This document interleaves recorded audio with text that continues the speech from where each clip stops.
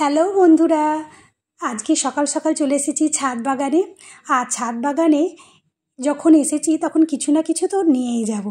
তো কিছুদিন আগেই তোমাদেরকে আমি লাউ গাছের একটা ভিডিও শেয়ার করেছিলাম। ছোট্ট ছিল গাছটা, এখন কিন্তু অনেক বড় হয়ে গেছে আর একটা লাউ ধরেছে। তো এই লাউটা পাড়তেই আজকে আমি সকাল সকাল ছাদ বাগানে চলে এসেছি। আর দেখতেই পেলে গাছটাকে পুরো মশারি দিয়ে ঢেকে রেখেছিলাম। হনুমানের এত অত্যাচার কি বলবো। তো লাউটাকেও দেখো আমি ভালো করে প্যাকেট পরিয়ে রেখেছি। কত যত্ন করে লাউটাকে আমি বড় করেছি। গাছ ঢেকে লাউ ঢেকে আর যদি দেখতে পেতো হনুমানে তাহলে লাউটা আর থাকতো না। তো কদিনের মধ্যে দেখো লাউটা কিন্তু অনেক বড় হয়ে গেছে। আর দেখো এক হাতে ধরে কিন্তু কাটতে পারছি না, কতটা ভারী। তো লাউটা কিন্তু প্রায় 2.5 কিলোর মতো হয়েছিল। তো দেখো লাউটা এতটাই বড় হয়েছে কি বলবো। লাউটা দেখে কিন্তু আমি ভীষণ খুশি হয়ে গেছি, কারণ এই প্রথম আমি ছাদ বাগানে লাউ গাছ লাগিয়েছি আর প্রথমেই কিন্তু এই লাউটা হয়েছে। একটাই কিন্তু লাউ ধরেছে, আর কিন্তু ধরেনি। তো এই লাউ দিয়ে আমি কী রেসিপি করি সবটাই কিন্তু তোমাদের সাথে শেয়ার করব। তো দেখো আমি স্নান করে চলে এসেছি রান্নাঘরে। তো প্রথমেই দেখো আমি কড়াই বসিয়ে দিয়ে দিয়েছি পরিমাণ মতো সরিষার তেল। আর তেল গরম হলে দিয়ে দিলাম বেশ কিছুটা পরিমাণ চিংড়ি মাছ। এই চিংড়ি মাছে একটু নেড়ে চেড়ে দিয়ে দিলাম লবণ আর হলুদ। এবার হালকা করে চিংড়ি মাছটাকে ভেজে নেব। তো চিংড়ি মাছ দেখে তোমরা বুঝতে পেরেছো যে আজকে রেসিপিটা কি হবে। তা আজকে কিন্তু আমি লাউ চিংড়ি বানাবো। তো দেখো চিংড়ি মাছ ভাজা হয়ে গেছে। এবার ওই তেলের মধ্যে একটু ছোট ছোট করে চারকোনা করে আলু কেটে রেখেছিলাম, সেই আলুগুলো দিয়ে দিলাম। আলুগুলোকেও একটু লাল লাল করে ভেজে নিতে হবে। তো লাল করে কিন্তু ভাজা হয়ে গেছে। এবার ভালো করে তেল ঝরিয়ে আলুগুলো তুলে রেখে দেব। তো লাউ ঘন্ট তো সকলেই খাও। তো এইভাবে একবার চিংড়ি মাছ দিয়ে লাউ ঘন্ট বানিয়ে খেয়ে দেখবে ভীষণ ভালো লাগবে। তো আলু ভাজা হয়ে গেছে বন্ধুরা। এবার যে তেল অবশিষ্ট আছে কড়াই, সেই তেলের মধ্যে দিয়ে দিলাম একটা তেজপাতা আর গোটা গরম মশলা ফোড়নটা একটু নেড়ে চেড়ে দিয়ে দিলাম আদা জিরে ধনের পেস্ট। এবার মশলাটা একটু কষানোর পর দিয়ে দিলাম এখানে লঙ্কা গুঁড়ো আর হলুদ গুঁড়ো দিয়ে মশলাটাকে খুব ভালো করে কষিয়ে নিতে হবে। তো দেখো মশলা থেকে কিন্তু হালকা তেল ছেড়ে দিয়েছে। তো আরও কিছুক্ষণ মশলাটাকে কষিয়ে নেব। তো মশলা থেকে পুরোপুরি তেল ছেড়ে দিয়েছে।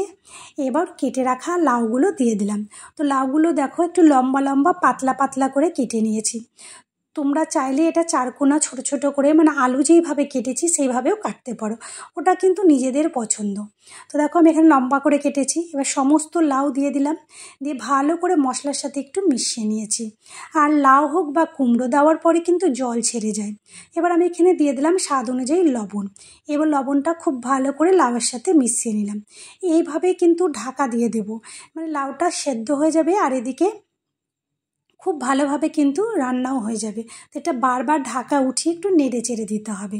তো দেখো কিছুক্ষণ পর ঢাকাটা উঠিয়ে আবারও লাউটাকে একটু নেড়ে চেড়ে দিলাম। তাহলে কি হবে, লাউটা খুব ভালোভাবে তাড়াতাড়ি সেদ্ধ হয়ে যাবে। আর এতে এক্সট্রা কোনো জলও লাগবে না। লাউ থেকে যে জলটা বেরোবে সেই জলেই কিন্তু লাউটা সেদ্ধ হয়ে যাবে। তো দেখো আবারও ঢাকাটা উঠিয়ে নিয়েছি আর লাউটা কিন্তু প্রায় সেদ্ধ হয়ে গেছে। এবার ভেজে রাখা আলুগুলো দিয়ে দিলাম, দিয়ে খুব ভালো করে মিশিয়ে আবারও ঢাকা দিয়ে দিয়েছি। এবার ঢাকা উঠিয়ে দেখে নেব যে আলু আর লাউটা সেদ্ধ হয়েছে কিনা। তো আলুগুলো কিন্তু খুব ভালোভাবে সেদ্ধ হয়ে গেছে, লাউটাও সেদ্ধ হয়ে গেছে। এবার চিংড়ি মাছগুলো দিয়ে দিলাম। ভেজে রাখা চিংড়ি মাছ দিয়ে খুব ভালো করে লাউয়ের সাথে মিশিয়ে নেব। আর এই টাটকা লাউ এত সুন্দর লাগে খেতে কি বলবো। কারণ এর আগে কিন্তু আমি বাজার থেকে কিনে খেয়েছি, কোনো দিন তো ছাদ বাগানে গাছ লাগাইনি। আর এই প্রথম লাগিয়েছি, প্রথমেই কিন্তু ভালো রেজাল্ট পেয়ে গেছি। তো দেখো আমি ভালো করে চিংড়ি মাছটা মেশানোর পর এখানে ঘি গরম মশলা আর দিয়ে দেবো 1/2 চামচ চিনি, দিয়ে ভালো করে আবারও লাউয়ের সাথে খুব ভালো করে একটু মিশিয়ে নেব। তো বন্ধুরা তোমাদের যদি এই চিংড়ি মাছ দিয়ে লাউ ঘন্ট রেসিপিটা ভালো লেগে থাকে অবশ্যই একটা লাইক করে দেবে আর কমেন্ট করে জানাবে কেমন হয়েছে। আর যারা এখনও আমার চ্যানেলটি সাবস্ক্রাইব করেনি চ্যানেলটিকে সাবস্ক্রাইব করে দেবে। ফেসবুক থেকে দেখলে একটা ফলো করে দেবে। তো দেখো লাউটা কিন্তু তৈরি হয়ে গেছে।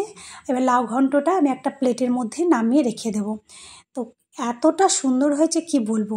দেখে যতটা সুন্দর লাগছে খেতেও কিন্তু ঠিক ততটাই সুন্দর হয়েছে। আর টাটকা জিনিসের কিন্তু সবসময় কিন্তু স্বাদ বেশি হয়। তো তোমরাও কিন্তু এইভাবে গাছ যদি পারো তো ছাদ বাগানে লাউ গাছ লাগিয়ে এইভাবে লাউ ঘন্ট বানিয়ে খেতে পারো। আর যারা না করতে চাও তারা কিনে এইভাবে তৈরি করে খাবে। আশা করি তোমাদেরকেও খুবই ভালো লাগবে এই রেসিপিটা। তো আজকের মতো ভিডিও এখানেই শেষ করলাম। বাই।